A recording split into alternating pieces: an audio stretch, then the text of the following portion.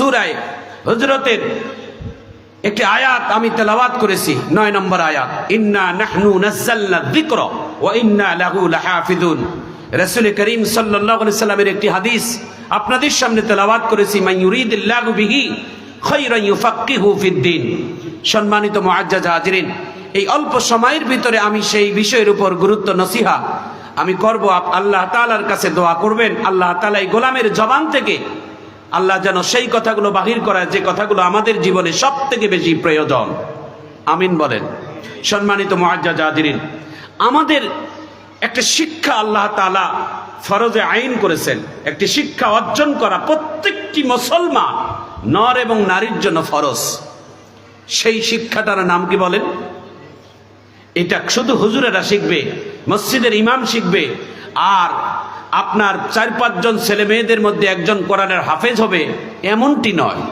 প্রত্যেকটি মুসলমানের জন্য কোরআনুল কারীম শিক্ষা করা ফরজে আইন। এটা আমাদের শিখতেই হবে। মুসলমান হিসেবে এটা যদি না শিখি তো আল্লাহ তাআলার কাছে আমাদেরকে জবাব দিতে হবে। কোন পিতামাতা যদি সন্তানকে কোরআন শিক্ষা থেকে বঞ্চিত করে তো কিয়ামতের ময়দানে এই সন্তান আল্লাহ তাআলার কাছে অভিযোগ দিবে। কার বিরুদ্ধে? ওই বাবা মার বিরুদ্ধে অভিযোগ দিবে।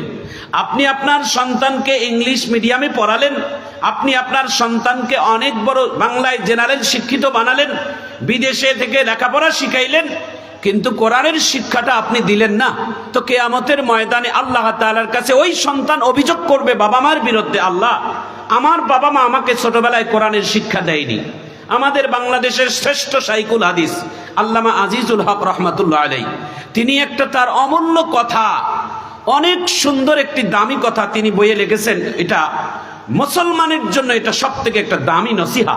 বলে কেমন? বলে একটা সন্তানের পিতামাতার পক্ষ থেকে সন্তানের জন্য সব থেকে দামি গিফট, দামি পুরস্কার, সব থেকে দামি একটি হাদিয়া সন্তানের জন্য পিতামাতার পক্ষ থেকে কি হতে পারে? তিনি বলেছেন একটা বাড়ি গাড়ি টাকা পয়সা চাকরি বাকরি এটা দামি পুরস্কার নয়। পিতামাতার পক্ষ থেকে সন্তানের জন্য সব থেকে রেখে দেওয়া দামি সম্পদ হলো পিতামাতার পক্ষ থেকে সন্তানকে ছোটবেলায় বিশুদ্ধ কোরআনের শিক্ষা দেওয়া। সুবহানাল্লাহ জোরে বলেন। সম্মানিত মুআজ্জাজ হাজিরিন, আমাদের পিতামাতা, আমরা মনে করি আমাদেরকে সম্পদ কম দিয়েছে বা দেননি, কিন্তু আমাদের পিতামাতার জন্য হাজারো হাজারো দোয়া আমরা করি যে আল্লাহ তাআলা আমাদের পিতামাতার প্রতি শান্তি বর্ষিত করুক, জান্নাত বর্ষিত করুক, যে শৈশবকালে আমাদেরকে একটা কোরআনের শিক্ষা দিয়েছেন মাদ্রাসায়। আমিন বলেন। আপনার কোরআনের শিক্ষা দিলে আপনার বাচ্চার ব্রেন কমে যাবে, বাংলায় লেখাপড়া পিছিয়ে যাবে, ইংলিশ মিডিয়ামে পিছিয়ে যাবে। যারা আপনাকে এগুলো বুঝায় তারা কোনোদিন ইমানদার বা মুমিন নয়, তারা ষড়যন্ত্র, ইসলামের দুশমন। কথা বলেন ঠিক কিনা?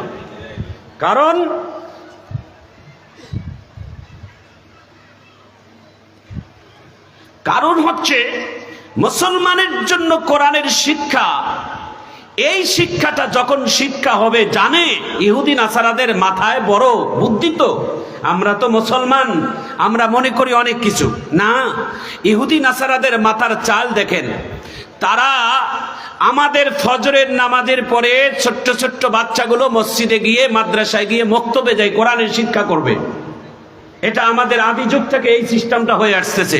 ঠিক ওই সময় বাংলাদেশে বিভিন্ন স্কুল ইংলিশ মিডিয়াম, ব্র্যাক থেকে শুরু করে দিয়ে বাংলাদেশের কিছু ইংলিশ মিডিয়াম স্কুলের নাম করে ছোট বাচ্চাদের ক্লাসের টাইম দিয়েছেন ফজরের নামাজ থেকে, ফজরের নামাজের পর থেকে। তার মানে ইহুদি নাসারা জানে যে মুসলমানের সন্তান যদি একবার কোরআন তার কাছে যায়, একবার ছোট্ট কচি জবান থেকে কোরআনের তেলাওয়াত হয়, তাহলে এই সন্তানটাকে রাস্তায় ফিরানো বড় কঠিন হয়ে যাবে।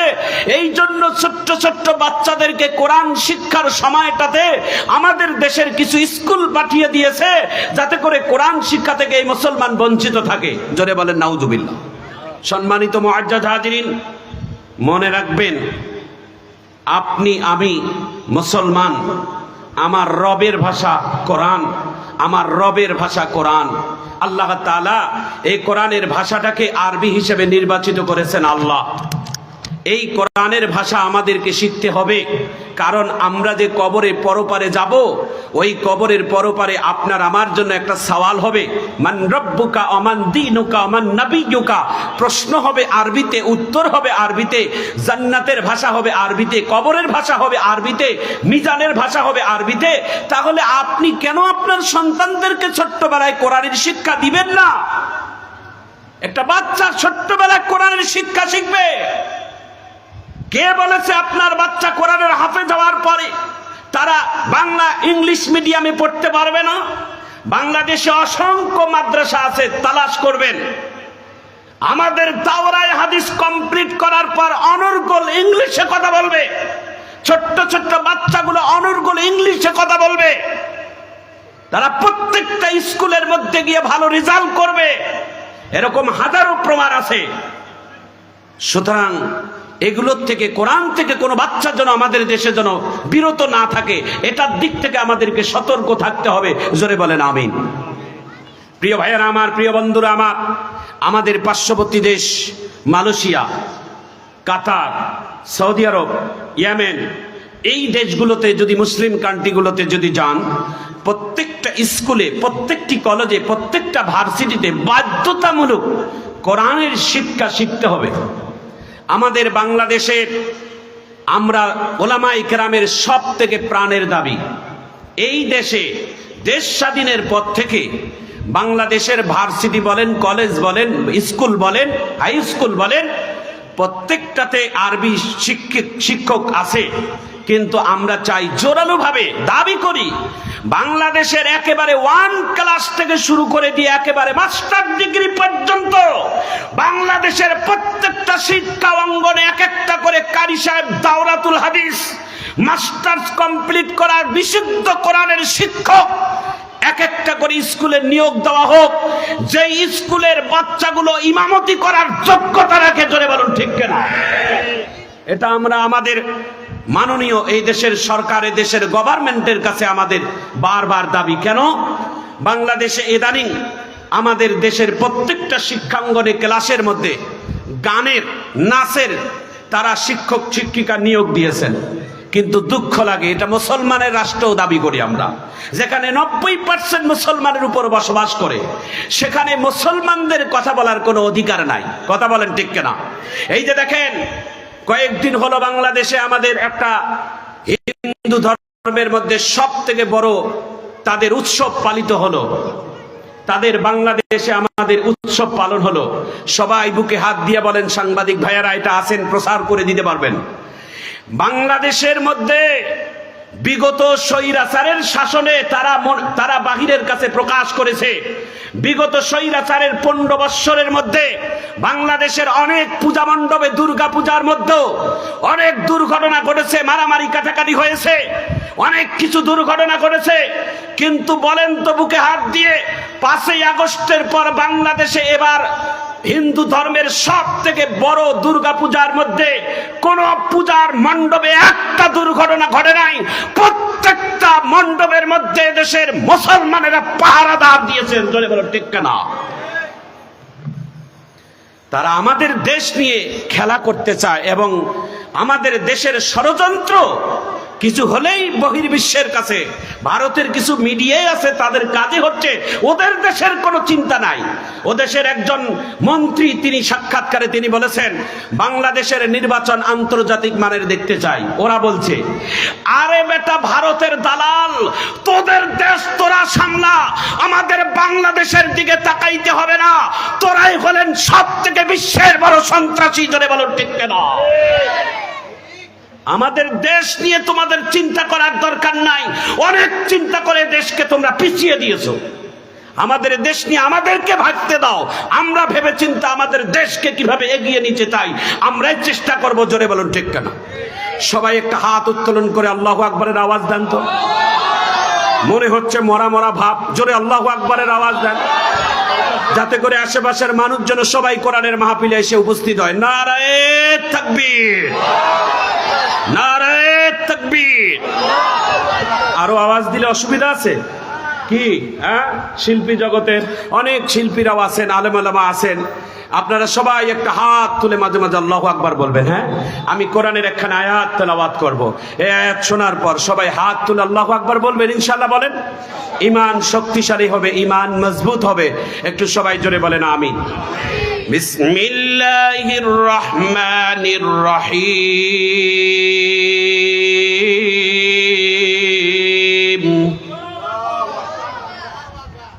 ভাইরাস, আল্লাহু আকবরের মধ্যেও ভাইরাস। একটু শক্তি দিয়ে আল্লাহু আকবর বলবেন, ঈমান তাজা হবে, ঈমান শক্তিশালী হবে। একটু আমিন বলেন। ইন্না নাহনু নাযালনা যিকরা ওয়া ইন্না লাহু লাহাফিজুন।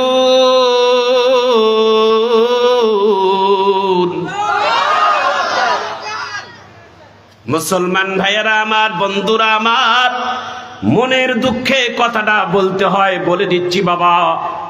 অনেক মুসলমান এখানে আছেন, মনে রাখবেন এই দেশের মধ্যে বড় দুঃখ লাগে আমাদের যে 90% দেশ মুসলমান এই দেশের মধ্যে আমরা বসবাস করি, অথচ এই দেশের মধ্যে আমাদের নবীর অবমাননা হয়, আল্লাহর কোরআনের অবমাননা হয়। কিন্তু আমরা তো কোনো প্রতিবাদ করলে তখন আমরা কিন্তু দোষী হয়ে যাই। দেখেন এই দেশের মধ্যে হিন্দুদের নিয়ে, বৌদ্ধদের নিয়ে, খ্রিস্টান নিয়ে, অন্যান্য ধর্ম নিয়ে যখন কোনো আঘাত বা কোনো আঘাত আনার কথা হয়, তখন কিন্তু মুসলমানদের উপর সারা বিশ্বের থেকে যখন চাপ ক্রিয়া হয়, ভারত থেকে চাপ আসে, আমেরিকা থেকে চাপ আসে, চীন থেকে চাপ আসে। কিন্তু আমাদের দেশে যদি কোনো মুসলমানকে যদি নির্যাতিত হয়, কোনো মুসলমানের মসজিদে আগুন দেওয়া হয়, কোনো মাদ্রাসা যদি জ্বালিয়ে দেওয়া হয়, তখন কিন্তু ওই ভারত থেকে চাপ আসে না, ওই চীন থেকে চাপ আসে না, আমেরিকা থেকে চাপ আসে না। জোরে বলুন ঠিক কিনা? বাংলাদেশের একটা কুলাঙ্গার, যিনি বাংলাদেশের একটি বিশ্ববিদ্যালয়ের একজন শিক্ষার্থী, নাম দিলেন অপূর্ব পাল। এই লোকটি, এই ছেলেটি একজন বিশ্ববিদ্যালয়ের শিক্ষার্থী।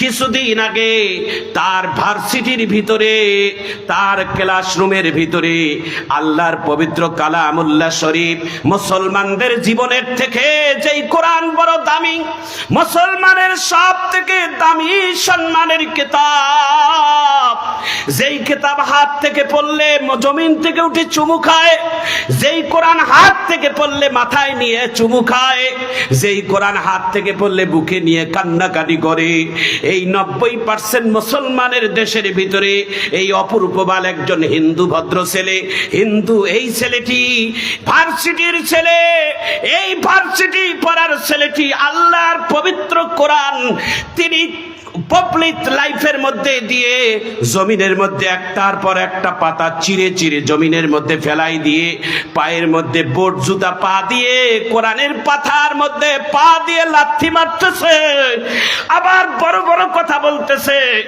এই লাইভ যারা দেখতেছো, যদি কারো ক্ষমতা থাকে আমার কিছু করতে পারো, ভাইয়েরা আমার, বন্ধুরা আমার, বাংলাদেশে দিনাজপুর জেলায় এই গোলাপবাগ মাঠ থেকে আমরা মুসলমানের দাবি জানাই, এই কুলাঙ্গার যারা আমার আল্লাহর কোরআনের উপর পা রেখে বেয়াদবি করে, তাদের বিচার শুধুমাত্র জেলখানার মধ্যে বন্দি করলে হবে না।